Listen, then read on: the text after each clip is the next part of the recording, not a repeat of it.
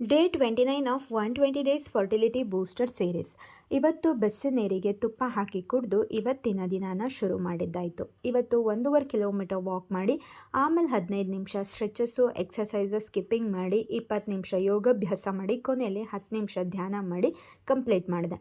ಆಮೇಲೆ ಮನೆಯ ದಿನನಿತ್ಯದ ಕೆಲಸಗಳು: ತಿಂಡಿಗೆ ಚಪಾತಿ, ಬೂದ್ಕುಂಬಳಕಾಯಿ ಸಾರು, ಬೆಳಗಿನ ಸ್ನ್ಯಾಕ್ ಬ್ರೇಕಲ್ಲಿ 1 ಸೀಬೆಕಾಯಿ, ಮಧ್ಯಾಹ್ನ ಊಟಕ್ಕೆ ಮೊಳಕೆ ಕಟ್ಟಿದ ಹುರುಳಿಕಾಳು ಸಾಂಬಾರು, ಅನ್ನ, ಸೌತೆಕಾಯಿ. ಇವತ್ತಿನ fruit of the day papaya and ಬಾಳೆಹಣ್ಣು. ಇತ್ತೀಚೆಗೆ ಸೀಬೆಕಾಯಿ, ಪಪ್ಪಾಯ, ಬಾಳೆಹಣ್ಣು ಕಾಮನ್ ಆಗಿಬಿಟ್ಟಿದೆ, ಯಾಕಂದರೆ ನಮ್ಮ ಮನೇಲೇ ಬೆಳೀತಿರೋದ್ರಿಂದ. ಸೀಸನಲ್ಲಿ ಯಾವ ಫ್ರೂಟ್ಸ್ಗಳು ನಮ್ಮ ಪರಿಸರದಲ್ಲಿ ಸಿಗುತ್ತೋ ಅದನ್ನೇ ತಿಂದರೆ ಒಳ್ಳೆಯದು, ದುಡ್ಡು ಕೊಟ್ಟು ಕಾಸ್ಟ್ಲಿ ಫ್ರೂಟ್ಸ್ಗಳನ್ನು ತಗೊಳ್ಳೋ ಬದಲಿಗೆ. ಎಂದಿನ ದಿನನಿತ್ಯದ ಮನೆ ಕೆಲಸಗಳ ಜೊತೆಗೆ ಓದು, ಬರಹ, ಶೂಟಿಂಗು, ರೆಕಾರ್ಡಿಂಗು. ರಾತ್ರಿ ಊಟಕ್ಕೆ ಮಧ್ಯಾಹ್ನನೇ ಮೊಳಕೆ ಕಟ್ಟಿದ ಹುರುಳಿಕಾಳು ಸಾಂಬಾರು ಜೊತೆಗೆ ಮುದ್ದೆ.